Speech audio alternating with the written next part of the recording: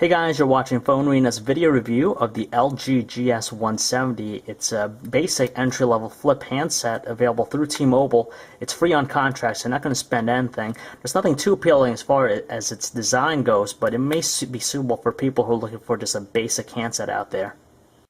In terms of the design, there's nothing really that great about the LG GS170. It's made out of plastic. It has that flimsy and cheap feel to it. We do like the soft touch coating used on the entire handset, which gives it a really good feel in the hand as far as grip and repel scratches or even dirt. However, though, its construction is less than flattering. You definitely have a sense of cheapness going on all around it. It's lightweight, it's not that heavy at all, and it's pretty compact. So on the outside, you've got a 1.04-inch LCD display, which has a resolution of 96 by 64 pixels, and it'll display information such as your date, time, and even caller ID. When you open up the handset, you're going to be greeted to its 1.8-inch LCD display, which has a resolution of 176 by 220 pixels, and support for 262,000 colors. It's kind of washed out looking, and it suffers from some very poor viewing angles, so you gotta look at it directly head on. And on top of that, text do look a little bit fuzzy on there. Thankfully though, the numeric keypad's quite usable. Even though it's flush to the surface, it has a really solid tactile feel when you press down each button. Same thing applies to the directional pad. It has a nice layout and also well sized too. On the left hand side, you have your adequately sized volume rocker, and on the right side you just have your micro USB port. On the top here you have a VGA camera, and when you take out the back cover, it'll just give you the access to the battery and SIM card slot. As far as the platform is concerned, it's a very basic looking interface, nothing too fancy about it, but we do like the fact that they add some elements like that 3D cube effect when you're getting into the main menu. You could change the wallpaper obviously, but there's just a limited amount of personalization to be found in the handset. Overall, moving about the platform is very simple. It's laid out in a grid style format. You could change that to a listing if you want, but it's going to be very basic and nothing too in-depth about it, so it should be very easy and quick to adjust.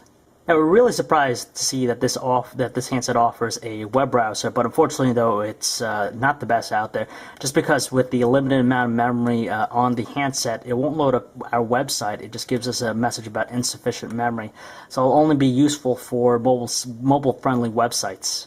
On top of the web browser, we were equally surprised to find a music player on the handset, just again because of the limited amount of memory. So you have a basic looking interface which gets the job done, and surprisingly the speaker does work well. Even though it might not emit strong tones, it should be more than decent enough. On another note, you'll probably be able to carry on probably a couple songs at the most.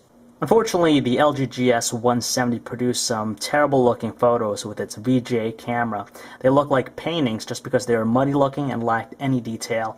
So if you like works of art, then this is probably worth it to you, but if you're looking for some serious photos, you probably want to look elsewhere. If you're into watching videos, you might want to look elsewhere just because the LG GS170 lacks a video player on here. Again, that's basically due to the limited amount of memory. On top of that, even though it does carry a VGA camera, it doesn't have the ability to shoot any videos with it. Now, it's hard to imagine how a device like the LG GS170 fails to even produce decent calling quality, especially when it's geared towards the entry-level market. First of all, the earpiece was kind of weak, and on top of that, our voices did sound somewhat staticky. On our caller's end, there wasn't that much background noise, but they said that our voice did sound somewhat hissy. When we switched over to using the speakerphone, though, it was even worse just because it kind of reminded us of a walkie-talkie, and there's some echoing to be found as well. We didn't find any issues as far as signal strength. It managed to retain a connection to the network, no major fluctuations, and the best thing about the handset is its superior battery life. We managed to get 12.5 hours of talk time when the manufacturer has it rated for 7.5. So we really can't say too many positive things about the LG GS170 just because of the fact that it fails to even offer the basic set of features most people want to find in a phone.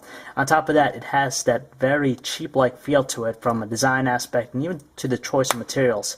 It's like a gift that you're getting on your birthday that you know is terrible when you open it up. It's free though, so you can't help deny accepting it. But if you're looking for something else, we definitely recommend looking at alternatives versus this one. So if you'd like to learn more about this handset or for all the latest cell phone reviews, news, specs, and information, you can check us out at phonearena.com.